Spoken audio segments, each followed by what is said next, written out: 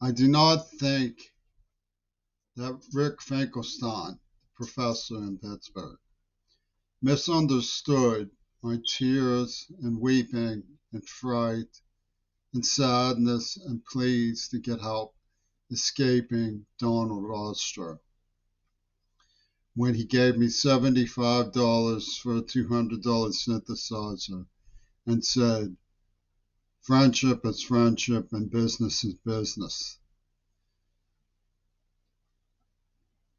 What happened in Pittsburgh with the help of Carnegie Mellon University slander industries? Left wing nuts like Pete Shell and his long arm of bribery to the sandbagger left of the anti-imperialist movement in alternative media, making secret tapes with Neva Pornographic, allies of Gail Burston, Penis J. Sinfield, and Saul Brecker, is that a cluster of mostly somewhat older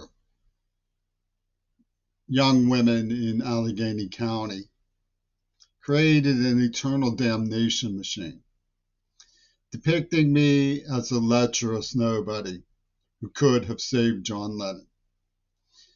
And the various rivals that I had, probably embarrassed by how conspicuously I had been mistreated, that I was deaf and aware that I was an intelligent person who had been hidden by the academic machinery in little nooks and crannies around the university complex for years and years. And they took my valuables and gave me nothing in return. Getting over on the girls who might have liked me was their day in the sun. And all of them liked the fact that when I was rejected, I wept. Jeannie made short work of Penis Gabriel and Robert Fripp when she just said, what liars, about the idea that I was dangerous. And yet, they're not dangerous because she was epileptic with Down syndrome and under a ruling of being legally a child when she was raped. They're not dangerous. But I am for befriending her and loving her for 6 years as a very close, warm friend. Well, she made short work of that. She called them liars. And that's what they are. That's all they are. The part that I find depressing is the serial mobocracy put together by that seething, loutish Paul McCartney, which is conspicuously slander, which has nothing to do with the truth, which is all in defense of the people who wrote the script for him and Lennon. Never asked any of the obvious polite questions. They simply issued decrees of slander.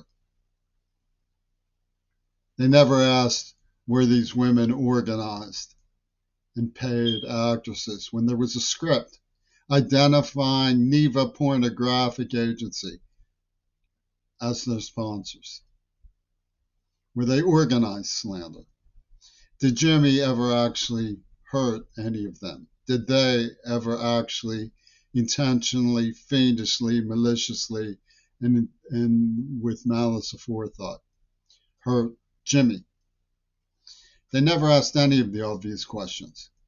They simply bought every single lie that they could find and hot-wired them back into media by way of Ringo Starr and Oliver Stone.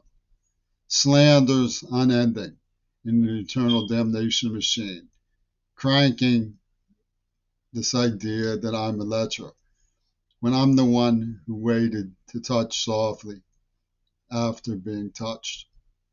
These people are deliberately poisoning my name and my body for Yoko Ono in a plan that predated the disappearance into the Twilight Zone of her partner in crime.